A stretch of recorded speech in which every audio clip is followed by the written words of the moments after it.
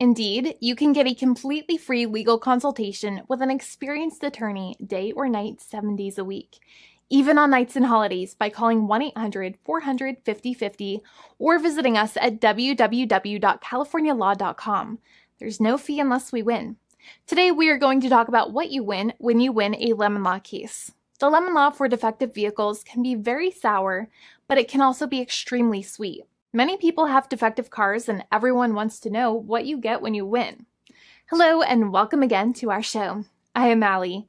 Every day, people are asking a lot of questions regarding the lemon law for defective cars. When their car is a lemon, they want to know how it turns into a tall glass of cold lemonade, or even a nice slice of yummy lemon pie.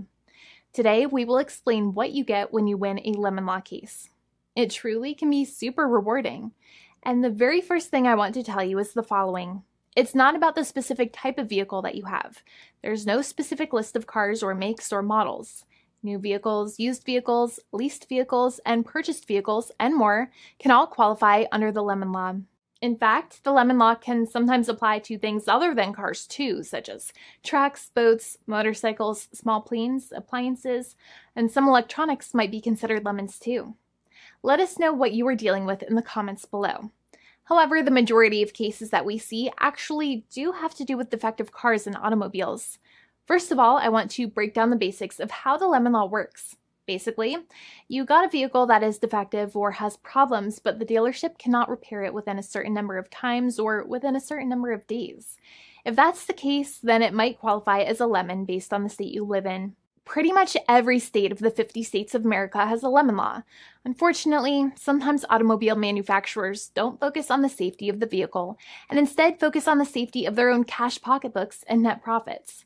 For that reason, if your car is a defective lemon, you should really know about your legal rights. So in the following, I am going to tell you all about what you can get or win when you win a lemon law case. Some automobile manufacturers make a lot of money and are rich, and a lot of people hate the dealerships for taking their money and giving them a hunk of junk, the runaround, and a bunch of lies. But sadly enough, the lemon law is not designed to make you rich, and it is not intended to make you wealthy. Instead, the law is designed in a way that is supposed to put you in the position that you would have been if the vehicle had not been defective. It is supposed to make you whole. Even if you spent $60,000 or $70,000 on the car to fix up the car and spice it up, you still might not get that money back. It really depends. Even though the dealership might have lied to you, given you the runaround, and then failed to do their part. That's why it is important to give them the lemon drop down. By winning lemon law cases, consumers are really making the road a safer place for all drivers and pedestrians by making automobile manufacturers care more about consumer safety. Now, what you get when you win a lemon law case usually comes down to one of three possible options or remedies. Option 1 is that they might provide you with a replacement vehicle. Option 2 is that they might offer you a refund or what is called a lemon law buyback. Options 3, I will discuss option 3 a little later on in this video, and it is an important option you should know about as well with some real lemon juice. So let's start with the first remedy. Option 1 is that they can provide you with a replacement vehicle, which means you can basically trade your car in for a different vehicle, but there are some important things you should know about this option. The replacement vehicle should be a vehicle of similar value. The replacement vehicle should usually also be a vehicle from the same manufacturer with similar MSRP cost. It's crazy that many times, even though you really don't like dealing with that dealership, you might have to get a second car from the same manufacturer, even though they have lied to you and given you the runaround or given you a hard time. But there is another option with this as well, because year after year, the cost of vehicles might go up and the new vehicle might cost more. That price jump can make it difficult to get a car with the same MSRP price. Even though your car was a lemon, you might still have to pay that extra cost for the new and now more expensive vehicle. Thankfully, there is option 2, which allows you to get a refund through a lemon law buyback. But one of the problems with a buyback is that sometimes you might have to have a trade-in vehicle, and you might have still been required to pay more money on that trade-in vehicle. And when you got your new car, the dealership might have rolled over the amount you still were supposed to pay on your previous vehicle into the calculation of your new vehicle.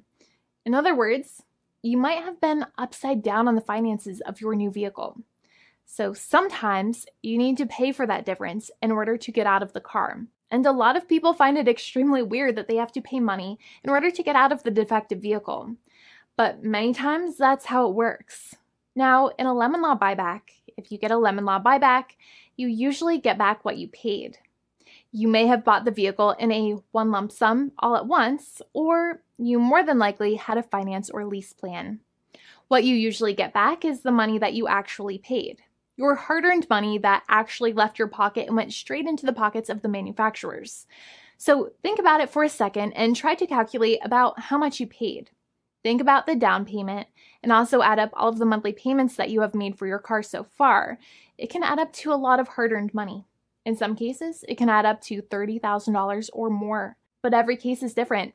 Even though they accept that their vehicle is a lemon, many times the manufacturers still try to pinch pennies and also nickel and dime their customers.